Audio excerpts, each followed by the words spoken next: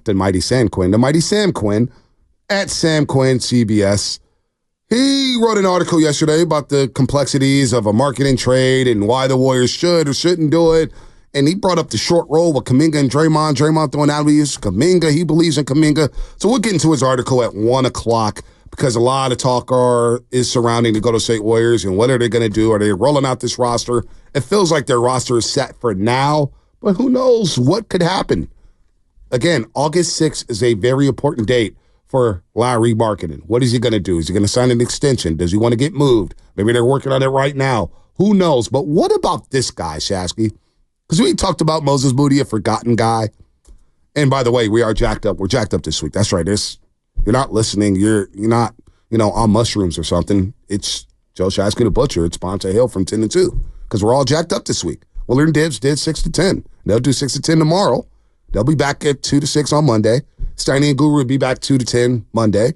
And we'll be back from 6 to 10 on Monday. But this week, we're all jacked up. Presented by Jack's Restaurant and Bar.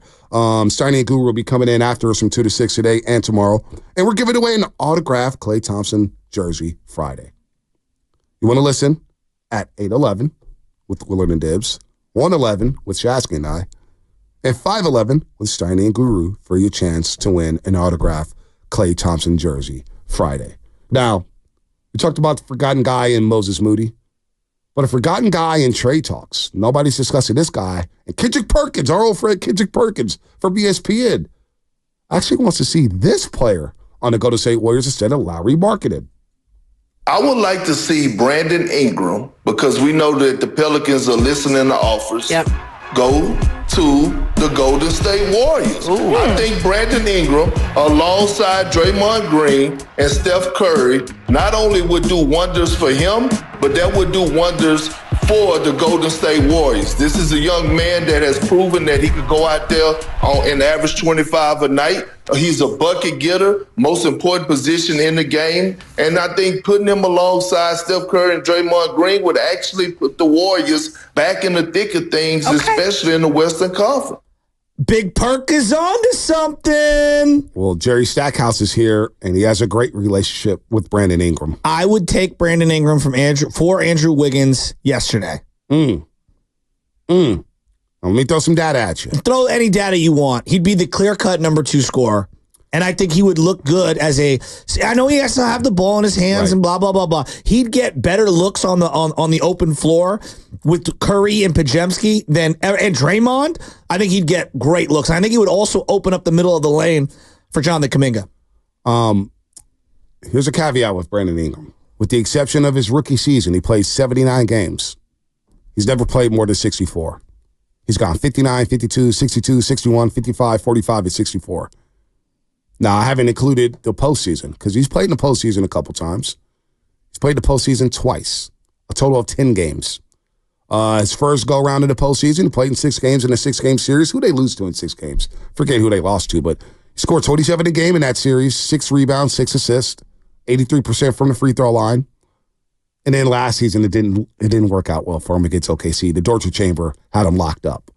The torture chamber had Brandon Ingram in Alcatraz. 14 points a game, 4 rebounds, 3 assists. He shot 25% from 3 and 34.5% from the floor. Now, they did not have Zion Williamson. He was banged up and didn't play in that playoff series. So that was really tough for him. But Brandon Ingram can ball. And it may be cheaper to get Brandon Ingram than it would be to get Lowry marketed. I think it'd be a lot cheaper. Now, is it Wiggins that you give up? Would they want Kuminga? Would they want Moses Moody? Would you do it for Kuminga?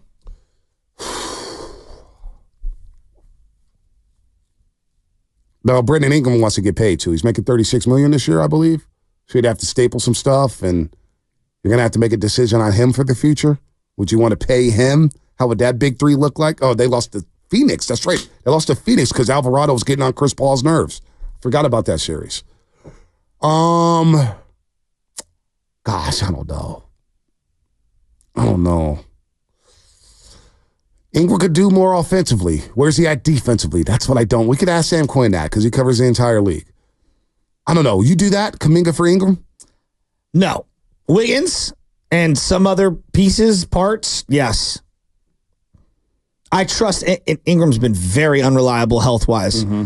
but I trust him as a scorer, and I think that what this team needs right now is scoring. I think they need scoring more than anything. Yeah. I understand all of the stuff that Wiggins brings in terms of defense, and Ingram also gets to the free throw line a lot. He does. And that is something that the Warriors could truly use. Now, they need efficient scoring, right? Because they were 8th in the league in scoring. They were averaging 118 points a game last season. And I think of the Warriors' issues, point of attack defense, keeping people out the paint, lack of rim protection, which I think TJD will get better at. And I think Looney will be in better shape this year coming into the season. And I do believe Draymond Green, we have our bet. He's going to play at least 65 games this season. There will be no Adam, this is too much for me for Draymond Green this year. They need some defense. There's no doubt about that. They need more efficiency offensively. Brandon Ingram does get to the free throw line. I like him better than Lowry Markkanen, player for player. Does he fit with what Steve Kerr wants to do? Now, Terry Stotts is here. Jerry Stackhouse is here. Maybe they modify the offense a little bit. I think the price will be a lot cheaper, which makes me a lot more intrigued with Brandon Ingram than Larry Markkanen. And he would have to play nice. If he wants to get any extension, play nice. You get the best, quote unquote, out of him in a contract year. Isn't that what you're always looking for? Absolutely. Warriors were second in 3 points makes per game last season. They were 7th in the league in 3-point percentage last season. I think Ingram will get higher quality shots playing alongside of Stephen Curry. Now, what does the rest look like? He can operate in that mid-block. He can operate in that mid-range game. I like B.I. a lot. I do like B.I. That intrigues me. 888-957-9570. Is that an intriguing name for Warrior fans out there? Brandon Ingram. Brandon Ingram. Again, I'll play it one more time. Here's Kendrick Perkins on who the Warriors should go after. And it's not Lowry Markkanen. I would like to see Brandon Ingram, because we know that the Pelicans are listening to offers. Go to the Golden State Warriors. Ooh. I think Brandon Ingram, alongside Draymond Green and Steph Curry, not only would do wonders for him, but that would do wonders for the Golden State Warriors. This is a young man that has proven that he could go out there and average 25 a night. He's a bucket getter, most important position in the game. And I think putting him alongside Steph Curry and Draymond Green would actually put the Warriors back in the thick of things, especially in the Western Conference. If it costs significantly less than Lowry Markkanen, they're very close, aren't they? If some people like Markkanen better, fine. You like B.I. better, fine. They're very close. But if it costs, it's about cost analysis. To me, this makes a lot of sense. So apparently, am I just stuck on names? No, it's an intriguing name. Because I think he's a scorer. He is what they're looking for, a bona fide number 2 scorer. Isn't that what everyone told me is the number one thing they need? Well, David Griffin did an interview on SiriusXM NBA Radio. Just pulled this up, Shasky. So I think from a relationship standpoint, we've been very clear. We prefer Brandon stays with us, and Brandon's been pretty clear he prefers to stay with us. At the same time, there's a financial reality to this. And where I think we can go in terms of keeping this group together might not be as far as he and his agency would like us to be able to go. He told that with our boy Mark Termini, Ryan McDonough, and Tom Crean. And so for now, we're going to play it out. I think we're committed to each other. I think we are committed to seeing if this team could work in a way that makes it make sense. He's owed $36 million this season and is eligible to sign a contract extension worth up to $208 million for 4 years. So you're basically paying him $52 a year, which in today's game, I mean, we're going to see these contracts explode. 50 is going to be a drop in the bucket soon.